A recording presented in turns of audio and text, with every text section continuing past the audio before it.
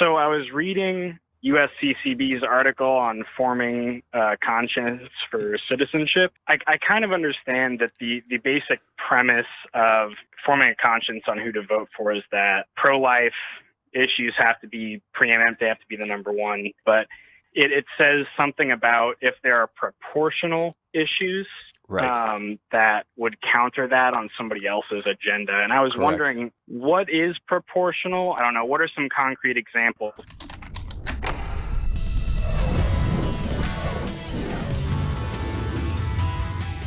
It's a great question, John. And that document, as you know, the USCCB's document is good.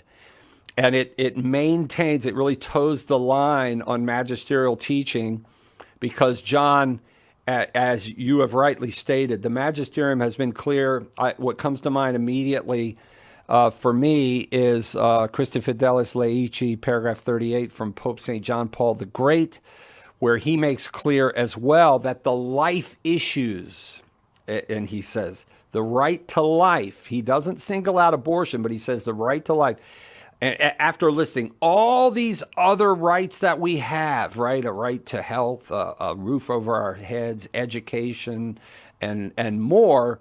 He says, if the right to life is not defended to the utmost, all other rights are mere illusory. So you are correct. The church teaches that the right to life is the preeminent issue. But now when it comes to the different, issues like abortion, euthanasia, embryonic stem cell research, physician-assisted suicide, all of these are life issues. How do we prioritize? The church gives us a principle, and that's what the USCCB does, gives us that same principle that when we're considering these different matters, there can be, proportionate reasons to vote for someone who, and I like to use this as an example.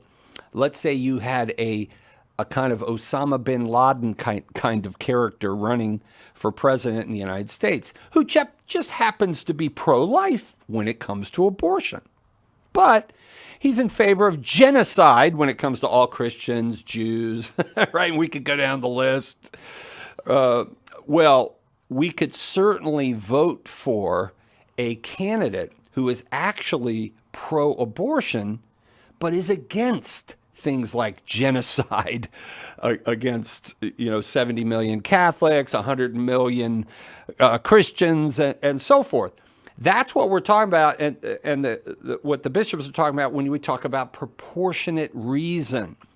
And so we really have to get down to brass tacks. And of course, the church does not micromanage.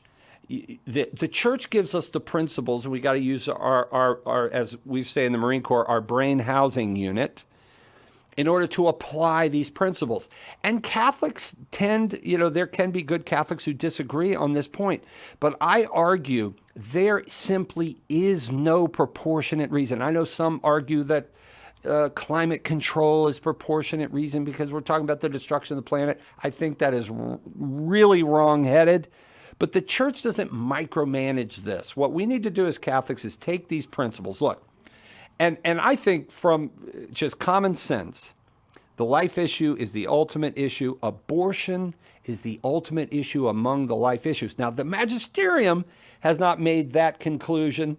That's Tim Staples, but I think it's grounded in solid principles. We're talking about over 60 million babies slaughtered in America alone, and the number is growing. I simply cannot see a proportionate reason, barring something like Osama bin Laden running for president. We have to consider the babies, my friends, and we have a real possibility. If we vote for life in the coming elections, my friend, we have the real possibility of actually overturning Roe and saving untold hundreds of thousands of babies' lives.